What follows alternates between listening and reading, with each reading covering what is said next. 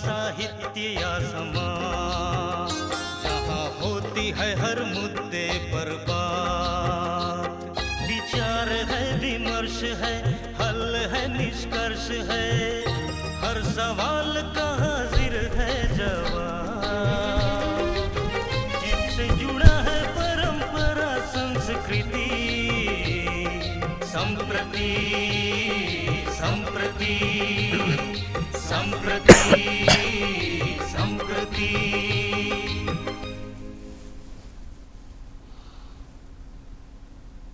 नमस्कार, मैं हूं रवि प्रकाश और यह कार्यक्रम है संप्रति। आज है मार्च महीने की 3 तारीख और आप सब लोगों को ये पता है कि झारखंड सरकार का बजट आज पेश हुआ है विधानसभा में। और क्योंकि ये बजट का दिन है और आज हमारा कार्यक्रम भी है, तो जाहिर है कि हम बात करना चाहते हैं झारखंड के बजट पे, क्या इसकी खूबियाँ हैं, क्या फ़ायदा होगा इससे झारखंड के डेवलपमेंट में।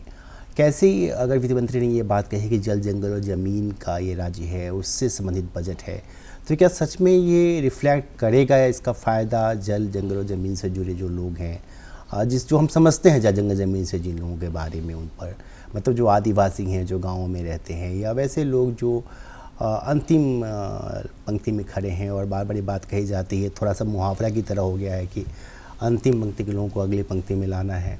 तो क्या सचमुच ये बजट वैसा कर पाएगा, उसको सपोर्ट कर पाएगा या नहीं? और इस पर बात करने के लिए 2 खास लोग हमारे स्टूडियो में हैं। हम स्वागत करते हैं झारखंड के जाने माने अर्थशास्त्री साहब का, जो हर बार हम लोगों से अनुरोध करते हैं बजट के मुद्दे पर, वो वक्त निकालते हैं व्यस्तम समय के बावजूद और हमें समझाते हैं कि बजट कैसा है।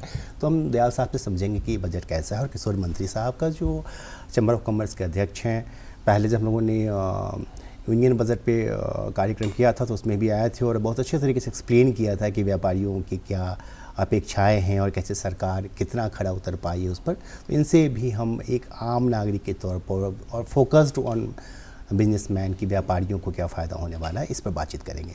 कार्यक्रम इस बार हर्षोदयाल साहब से करना चाहते हैं। सर, आप दोनों ही लोगों का स्वागत करते हुए मेरा पहला सवाल ये है कि कैसा है बजट? मैंने आपका लेख पढ़ा, हिंदुस्तान में भी पढ़ा और प्रभात खबर में भी पढ़ा, और आप अभी भी प्रभात खबर से आ रहे हैं कार्यक्रम करके, आपकी व्यवस्था है। फिर भी कैसा है सर बजट, क्या फ़ायदा होगा झारखंड में? ये बजट में कई खूबियाँ मुझे नज़र आई।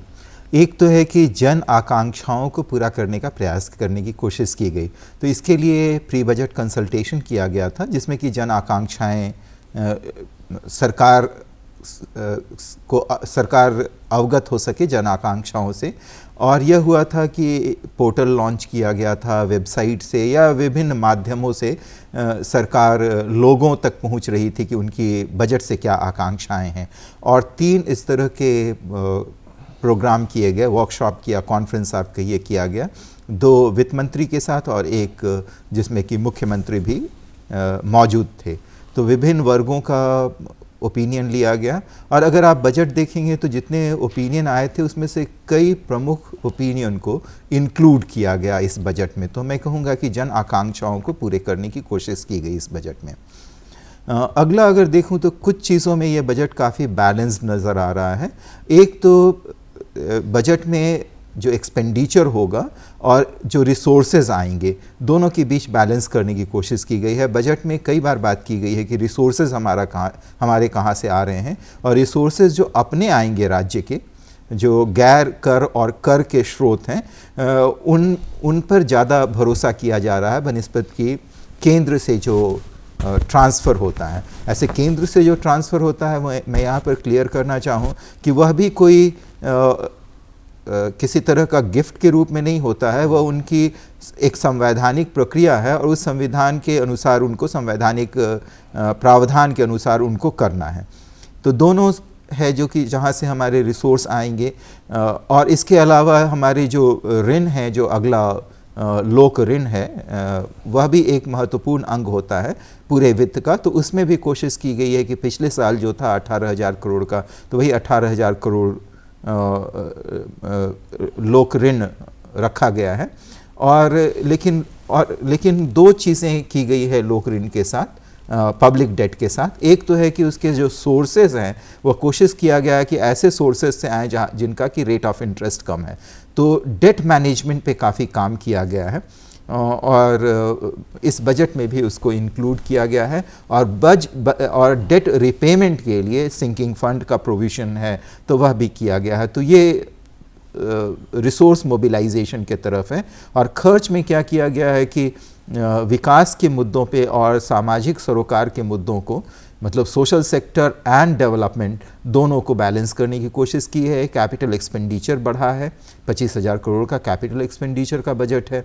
और अगर स्कीम और इस्टेब्लिशमेंट देखें तो इस्टेब्लिशमेंट पे जो खर्च है उसका प्रोपोर्शन कम हुआ है और जो स्कीम है उस पर बढ़ा है, जिसका कि विकास पर अच्छा असर पड़ता है।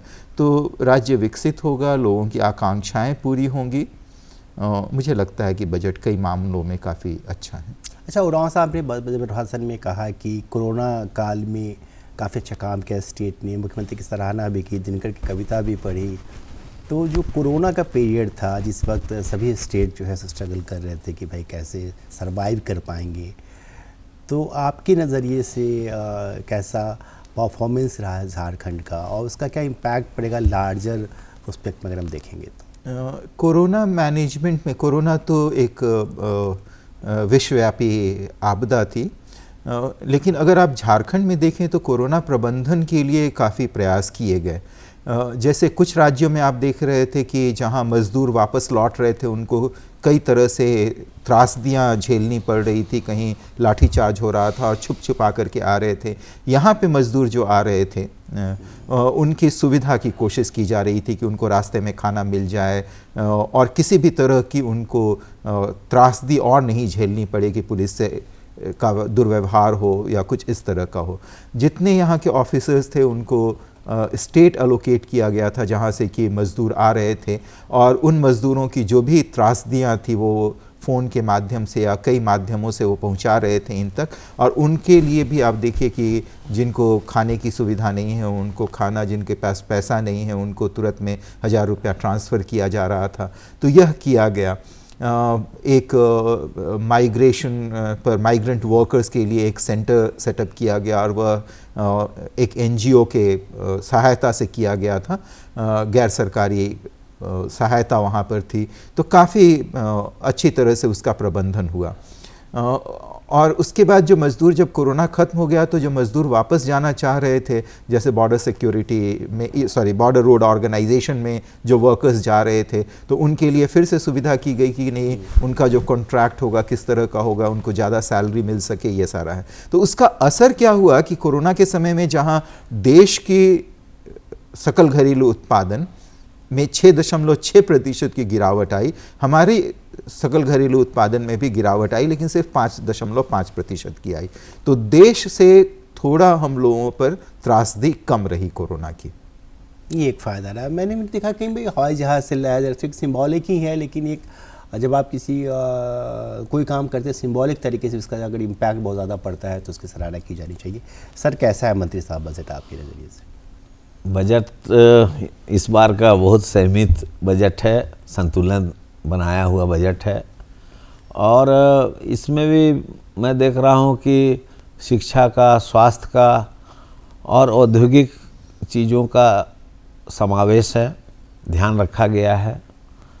हम लोगों ने अपने federation Jharkhand chamber of commerce and industries की ओर से कई सुझाव दिए थे और उन सुझावों में मैं देख रहा हूँ कि उसका भी 3-4 पॉइंट जो है इसमें लिया गया है और कुछ में आंशिक चीज़ों को भी उसमें समायोजन किया गया है। तो जैसे मैं देख रहा था कि हमारे पुराने औद्योगिक क्षेत्र जो बहुत जीर्ण शीर्ण अवस्था में थे, उनको फिर उसका जीर्णोद्धार करने की व्यवस्था इस बजट में की गई है और कुछ नए औद्योगिक क्षेत्रों में नए बनाने की भी व्यवस्था की गई है। और जहाँ तक सवाल है कि बोकारो और रांची में मेडिकल कॉलेज खोलने की बात इसमें मैं देख रहा था, पलामू और चाईबासा दुमका में मनोचिकित्सा केंद्र की स्थापना करने की बात है। तो चलंत ग्राम क्लिनिक संचालन का भी प्रबंधन किया गया है। नए नर्सिंग कॉलेज और फार्मेसी कॉलेज की भी स्थापना की बात की गई है। तो कुल मिलाकर के बजट सभी तरह के जो हमें मूलभूत सुविधा चाहिए, स्वास्थ्य, शिक्षा और सड़क, कुछ सड़क के बारे में मैं देख रहा था कि अच्छा इसमें उन्होंने छोटे छोटे सड़कों को ग्राम से शहर को जोड़ने के लिए भी व्यवस्था बनाई है। साथ में जो हम लोगों की बड़ी पुरानी मांग थी कि टूरिज़्म को उद्योग का दर्जा दिया जाए, उसमें भी इन्होंने कुछ आगे बढ़े हैं उसमें। और टूरिज़्म के लिए औद्योगिक नीति के साथ में एक और नई नीति इन्होंने बनाने का घोषणा किया है, जो निश्चित रूप से हम लोगों की मांग को देखते हुए, हमारे विचारों को देखते हुए उन्होंने इस कार्य को आगे बढ़ाया है। नेतरहाट को और बढ़िया बनाने का है, उसके साथ में और भी कई जिलों को और आगे बढ़ाने का इस बजट में प्रावधान देख रहा हूँ। तो कुल मिला के मुझे बजट संतुलित लग रहा है। बस ये चीज़ें हैं कि बजट से निकल के धरातल पर आ जाए।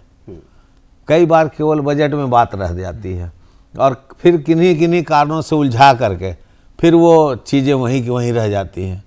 तो ये एक बड़ा विषय है, क्योंकि मैं इसमें देख रहा था कि दो साल पहले भी इस बजट में कुछ वो चीज़ थी जो इसमें भी है, लेकिन उस टाइम नहीं उतर पाया धरातल में। इस बार फिर इनका प्रयास है, तो वो चीज़ को भी हम लोगों को देखना होगा कि कैसा इनका वो कार्य रहता है।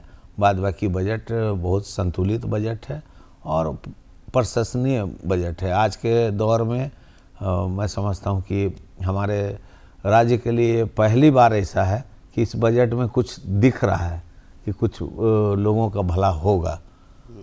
तो टूरिज़्म की बात है, झारखंड में जब झारखंड को शोकेस करते हैं बाहर, तो टूरिज़्म एक बहुत बड़ा पॉइंट है जहाँ हमको लगता है कि नहीं, हम तो काफ़ी समृद्ध हैं इस मामले में। और ये वजह है शायद कि G20 के डेलीगेट्स जो आए हैं उनको पतरातू ले जाया गया एक मीटिंग के लिए रांची से दूर, क्योंकि एक खूबसूरत सी जगह थी, तो इस बहाने दिखा सके कि हमारे यहाँ खूबसूरती भी है, जंगल भी है और हमने जंगलों को सजाया भी है, ऐसा नहीं कि छोड़ दिया है उसको।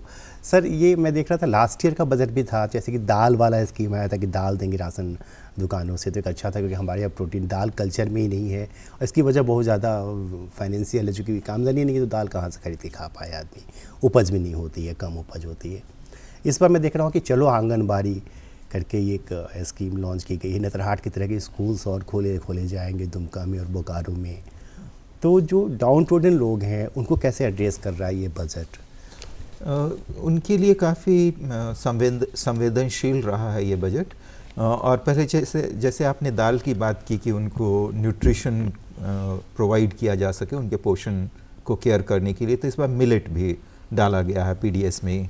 और मंत्री जी भी थे उन गोष्ठियों में जो पूर्व बजट हुआ था, जिसमें कि ये सारी बातें आई थी कई जगह से। तो उस तरह के कई प्रावधान इसमें इंक्लूड किए गए हैं। और ऐसे अगर आप देखिए तो सभी वर्ग के लिए कुछ किया गया है, महिलाओं के लिए भी, बच्चों के लिए। आंगनवाड़ी में आप देखिए कि आंगनवाड़ी सेविका के मानदेय बढ़ाने से लेकर के वहाँ पर अनटाइड फंड देने की व्यवस्था, या पोषण प्रोवाइड करने के अलावा वहाँ पर जो प्री चाइल्डहुड एजुकेशन होता है, प्री स्कूल एजुकेशन, वह भी उन बच्चों को प्रोवाइड करने का, अर्ली चाइल्डहुड एजुकेशन वह भी प्रोवाइड करने की व्यवस्था की गई है। तो सभी वर्गों को पर ध्यान दिया गया है और ख़ास करके जो वंचित वर्ग हैं उन पर ज़्यादा ध्यान दिया गया है। और जो कुछ कहना चाह रहे हैं? हाँ, मैं उसी बात को आगे बढ़ा रहा हूँ कि इस बार दूध वाला उसमें भी हम देख रहे थे, गिरिडीह और जमशेदपुर में नए डेयरी प्लांट की बात, रांची में मिल्क पाउडर प्लांट का बात, मिल्क प्रोडक्ट प्लांट की स्थापना के लिए 180 करोड़ रुपया का बजट भी दिया गया है। उसके साथ में दूध उत्पादक को पहले 2 रुपया लीटर सरकार देती थी, इस बार उसको बढ़ाकर 3 रुपये लीटर किया गया है। तो ये एक अच्छी चीज़ है जो सामने आई है।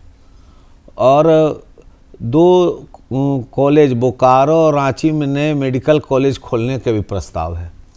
ये सब चीज़ें थोड़ी पॉजिटिव वे में जा रही हैं, तो लगता है कि सरकार की सोच कुछ उसमें आगे दिख रही है। बस मेरा तो वही कहना है कि धरातल में उतरे, जितना जल्दी उतरे उतना लोगों को फायदा है। बजट से निकल के धरातल में आने की देरी है और उसकी ज़रूरत है। सर, जो हमारे यहाँ मिनरल्स हैं, जो इंडस्ट्री को लेकर बात होती है, हालांकि इंडस्ट्रीज ठीक ठाक है, उनके नंबर्स ठीक है, परफॉर्मेंस अच्छा है, टाटा जैसा प्लांट हमारे पास है, फिर भी जैसे तुपुदाना है या जिसकी बात मंत्री जी कर रहे थे कि जो मृत हो चुके हैं जो इंडस्ट्रियल एरिया या कोकर का इंडस्ट्रियल एरिया हमारा, इन सबों का क्या भविष्य होगा? इंडस्ट्रियलाइजेशन को लेकर गवर्नमेंट क्या कर रही है इसमें? हाँ, ये एमएसएमई सेक्टर को भी प्रमोट करने की कोशिश की जा रही है, जिससे है कि ज़्यादातर व्यवसायियों को भी फ़ायदा होगा, रोजगार के अवसर ज़्यादा सृजित होंगे, और उसमें भी जो स्मॉल इंडस्ट्रीज़ हैं उनका, तो ये जो इंडस्ट्रियल एरिया हैं उनका डेवलपमेंट की बात काफ़ी ज़ोर शोर से उठी थी उस समय में, और इसके लिए प्रावधान किए गए हैं। ये एक अच्छा सराहनीय कदम है। अच्छा, एक चीज़ और मैं जानना चाहता हूँ कि आप लोग रहे हैं उन मीटिंग्स में जो प्री बजट मीटिंग्स थी, आप दोनों ही लोग आप भी थे। ये जो हमीन कर बजट जो पोर्टल बना या जो मेल्स लिखे गए चीफ मिनिस्टर को, लास्ट टाइम मैंने भी एक मेल लिखा था, उस पर अच्छा रिस्पॉन्स आया था कैंसर के इलाज को लेकर, जो 10 लाख हुआ भी, और हम लोग थैंकफुल हैं चीफ मिनिस्टर को उसके लिए। तो ये जो सुझाव आते हैं, उन सुझावों का पर कैसे मतलब कैसे काम होता है, कैसे पिक करते हैं कि ये वाला सुझाव हमें लेना चाहिए, ये नहीं लेना चाहिए? एक क्या जा रहा है, ये मैं कहूँगा कि ये 2 साल की जो 2 साल से जो चल रहा है, इसके पहले अपन बजट था, इस बार हमीन कर बजट है, इसके पहले भी प्री बजट कंसल्टेशन किए गए हैं पिछली सरकार में, लेकिन इन दोनों की खूबी यह थी कि इसको डॉक्यूमेंट किया गया। तो जितने भी इसमें सुझाव आए, सारे सुझाव को वर्गीकृत किया गया विभागवार, कि जितने विभाग थे वो, और कुछ ऐसे थे जो जनरल थे, तो सभी को वर्गीकृत किया गया, और जितने विभाग संबंधित थे वो सारे विभागों को भेज दिया गया। कहा गया उसके साथ कि अगर आप देखिए इसमें से कितने आप इंक्लूड कर सकते हैं, करने लायक हो। और इसके बाद एक डॉक्यूमेंट भी किया गया है जो कि फिर पब्लिश भी होने वाला है। तो वह क्या होगा कि पिछले बार भी जो था, जो सुझाव आए थे, या इस बार भी जो सुझाव आए हैं, क्योंकि सारे सुझाव एक साथ नहीं इंक्लूड किए जा सकते हैं, बजट का साइज़ लिमिटेड होता है, तो आगे भी किया जा सकता है। ऐसा नहीं है कि अभी किया गया है तो आगे नहीं किया जाएगा। और इसको विभागवार किया गया, फिर 3 कंसल्टेशन हुए, जिस कंसल्टेशन में उनको भी प्राथमिकता दी गई थी, उनको भी जगह दिया गया जिन लोगों ने सुझाव दिया था। 3 को पुरस्कार भी दिया गया, और तीनों, बड़ा आश्चर्य था कि तीनों बड़े यंग बच्चे थे, बिल्कुल कॉलेज वगैरह में पढ़ने वाले थे, और अच्छे सुझाव थे उनको। अब उसमें से देखिए कई इंक्लूड हो गया, जिसमें कि हम लोग नहीं समझ सकते कि सारे इंक्लूड किए जा सकते हैं एक ही बजट में, लेकिन ये जो मानसिक स्वास्थ्य की बात है, चलंत जो स्वास्थ्य क्लिनिक है, तो ये सारे बहुत सारे हैं, इंडस्ट्री से रिलेटेड थे, दूसरे सेक्टर से रिलेटेड थे, टूरिज़्म को काफ़ी लोगों ने कहा था, और ये अक्रॉस सेक्टर था। अक्रॉस सेक्टर इसलिए था क्योंकि बल्कि जैसे जर्नलिस्ट लोगों के साथ एक गोष्ठी की गई थी, और उस जर्नलिस्ट के साथ जो गोष्ठी की गई थी उसमें किसी जर्नलिस्ट ने ये नहीं कहा कि हाँ जर्नलिस्ट लोग के लिए क्या कीजिए, जो कि बाद में वित्त मंत्री ने कहा भी कि बड़ा सुखद एक आश्चर्य रहा कि किसी ने नहीं कहा कि हाँ मेरे लिए भी आप कुछ व्यवस्था कीजिए। ऐसे जर्नलिस्ट के लिए भी कुछ व्यवस्था की गई है, इस प्रावधान है इस बजट में। तो सभी राज्य हित के लिए बात कर रहे थे। जैसे मुझे याद है, मंत्री जी भी इसको कंफर्म करेंगे कि जब इंडस्ट्री के साथ जब गोष्ठी हो रही थी तो उसमें किसी ने सजेस्ट किया कि नहीं, रेवेन्यू कैसे जनरेट किया जाए प्रोफेशनल टैक्सेस को लेकर के। तो यूजुअली जहाँ देखा जाता है कि दूसरे जगह जहाँ टैक्स बढ़ता है तो लोग हल्ला करना शुरू करते हैं, यहाँ पर कह रहे थे कि नहीं ठीक है आप बढ़ाइए, हम लोग देंगे, आप रेवेन्यू ज़्यादा जनरेट कीजिए जिससे कि आप डेवलपमेंट का काम या सोशल वेलफेयर का काम ज़्यादा कर सकिए। तो जितने लोग पार्टिसिपेट किए थे उनको राज्य के लिए एक कंसर्न दिख रहा था, तो ये बड़ा अच्छा लगा। बताइए आप इसका विस्तार। नहीं देखिए, जब बजट प्री बजट मीटिंग में हम गए थे और अपनी चेंबर की ओर से हमने प्रस्ताव दिया था, तो पहला प्रस्ताव यही दिया था कि सरकार को पैसा कहाँ से आएगा और पैसा कैसे आएगा। पैसा आएगा तब ना खर्च की बात करेंगे, और खर्च करने के लिए तो सब सलाह दे ही रहते। हमने उनको कहा कि बंद पड़ी खदान जितने हमारे हैं, आयरन ओर है, बॉक्साइड है, अपरक है, या जो भी खदानें हैं, आप उसको खोलिए, उसके खोलने के लिए आप प्रयास कीजिए, उससे लाखों लोगों को रोज़गार मिलेगा।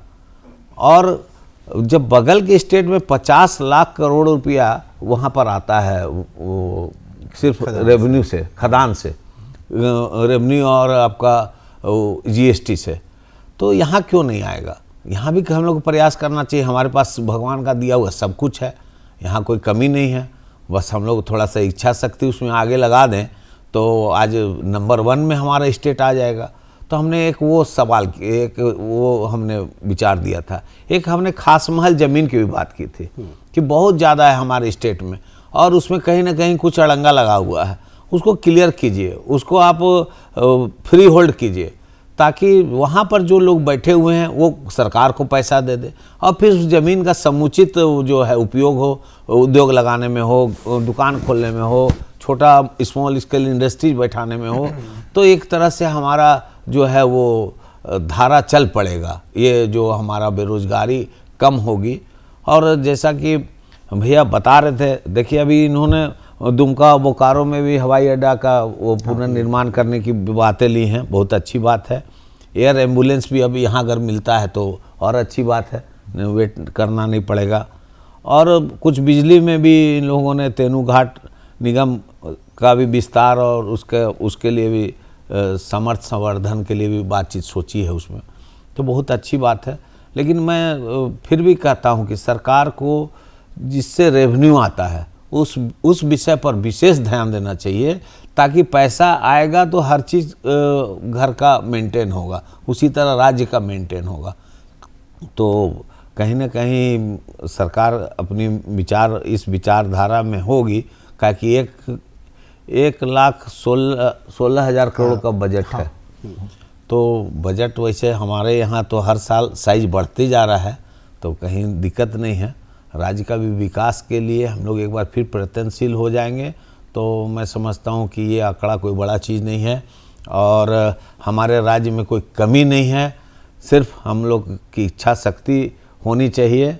हर सेक्टर से पैसा आएगा सरकार को और यहाँ के लोग लाभान्वित होंगे। यहाँ का आप लीजिए फॉरेस्ट प्रोडक्ट, जो फॉरेस्ट का जो गुंजा, इमली, आम, करंज, जो महुआ, लाह, डोरी, कुसुम, ये सब चीज़ यहाँ होता है। उसका यहीं पर मूल्यवर्धन कीजिए, यहीं पर उसका वैल्यू एडेड कीजिए। वो हमारे राज्य से दूसरे राज्य में जा रहे हैं, दूसरे राज्य से वो अन्य विदेश में भी जा रहे हैं। तो हम लोग को चाहिए कि यहीं पर इसका हो, तो सरकार को उस पर भी ध्यान देना है। और एमएसएमई के तहत मैं समझता हूँ कि ज़रूर सरकार ध्यान देगी और एमएसएमई का एक नया जो इन्होंने व्यवस्था बनाया है वो प्रशंसनीय है और आगे चलेंगे इसमें। हम लोग देखते हैं क्या क्या धरातल में आता है। देखिए आपने ठीक ही कहा, रेवेन्यू जनरेशन के लिए जो बात हुई थी कि भाई जो बंद पड़ी खदान को चालू किया जाए। मुझे याद है कि मुख्यमंत्री जब खतियानी जोहार यात्रा कर रहे थे और कोडरमा में उनका कार्यक्रम था, उन्होंने कहा कि अबरक की जो खदानें हम बहुत ज़्यादा पॉजिटिव हैं कि उसको चालू किया जाए, ताकि ये जो बच्चे, एक बार बहुत वीडियो एक वायरल हुआ था, एक बच्चे डिबरी वाला, काफ़ी पहले 1-1.5 साल पहले वो काफ़ी वायरल हुआ था वीडियो और वो मीडिया में चर्चा में रहा। तो चीफ मिनिस्टर ने कहा था ऐसा, और अब क्योंकि बजट तो एक प्लान है और उस प्लान पे इम्प्लीमेंट, जाहिर है कि प्लान इसलिए बनता है कि इम्प्लीमेंट किया जाएगा। सर कोई सवाल नहीं पूछूं मैं अगर आपसे, मैं आपसे ये कहूँ कि 5 चीज़ें जो बजट की आपको सबसे ज़्यादा अपील कर रही हैं इस बार में, तो वो 5 चीज़ें क्या है? पहला तो एक है कि रिसोर्स जनरेशन पे बात हुई है, तो रिसोर्स जनरेशन बहुत ही इम्पॉर्टेंट पार्ट है, वह पहला मैं कहूँगा। दूसरा है कि स्कीम पे एक्सपेंडिचर बढ़ाने का प्रयास किया गया है, यह है। तीसरा कैपिटल एक्सपेंडिचर को बढ़ाया गया है। चौथा मैं कहूँगा कि सामाजिक क्षेत्र के कुछ कार्यक्रम हैं जिस पर कि फोकस रहा है। कृषि और कृषि से संबंधित रोजगारों को बढ़ाने का प्रयास किया गया है, जिसमें कि तालाब से गाद हटाने से लेकर के वो पशुधन योजना तक है। तो इसमें काफ़ी प्रयास हुए हैं, तो मैं समझूंगा कि ये सभी एक अच्छी दिशा देती है इस बजट को। अच्छा, अब 1 मिनट ही हमारे पास है जी, तो आपको क्या भविष्य दिखता है झारखंड का इस बजट के बाद? नहीं, ये बहुत ब्राइट है हमारा झारखंड का भविष्य, कोई उसमें संशय नहीं है। बस मैं तो यही कहूँगा कि जो चीज़ें सामने आई है बजट में उसको धरातल में उतारें, और जैसे भैया ने कहा कि बीच बीच में भी रिवाइव होता है, कुछ नई चीज़ें ऐड भी होती हैं, तो उसमें जो पॉजिटिव साइड हो उसको ज़रूर ऐड करते जाना चाहिए। उसमें कहीं कोई दिक्कत नहीं है। और हमारे यहाँ बहुत कामगार लोग हैं, बहुत जो अन्य राज्यों में काम कर रहे हैं, यहाँ के लोग जा कर के उनको घर वापसी का प्लान बनाना चाहिए सरकार को। चाहे जैसे भी हो, जो जिस क्षेत्र में माहिर हो उसी क्षेत्र का काम यहाँ पर शुरू करना चाहिए। और जैसे कोविड की बात हो रही थी तो मैं देख रहा था कि बहुत सारे लोग आए हैं, बहुत सारे लोग आकर वापस यहाँ रहना भी चाह रहे थे, लेकिन उनके लायक यहाँ काम नहीं था, उनके लायक यहाँ उद्योग नहीं था, उनके लायक कोई वैसा चीज़ नहीं था, जो वो वापस फिर लौट के चले गए। तो हमें उनको भी वापसी करने का एक प्लान करना चाहिए, जो आगे बजट में भी होगा या बीच बीच में लिया जाएगा। चलिए, और वक्त हमारे पास, बातचीत और आगे करते हैं। आप दोनों का बहुत बहुत धन्यवाद। मुझे पूरी उम्मीद है कि बजट झारखंड के डेवलपमेंट के लिए क्या जो रास्ता है उसमें एक मील का पत्थर साबित होगा। ये भी एक मुहावरा है, लेकिन मुहावरे के साथ ही अपने कार्यक्रम को खत्म करने की आगे आपसे लेते हैं। मुझे इजाज़त दीजिए, अगले सप्ताह इसी दिन इसी वक्त आपसे फिर मुलाकात होगी। नमस्कार। नमस्कार, नमस्कार, धन्यवाद।